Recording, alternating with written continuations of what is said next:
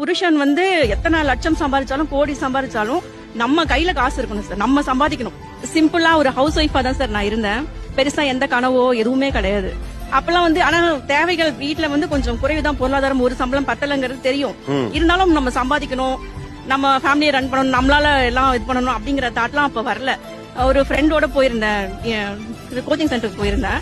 அப்ப வந்து என்ன பண்ணாங்க, ஒரு காஃபி சாப்பிடலாமா அப்படின்னு கேட்டாங்க.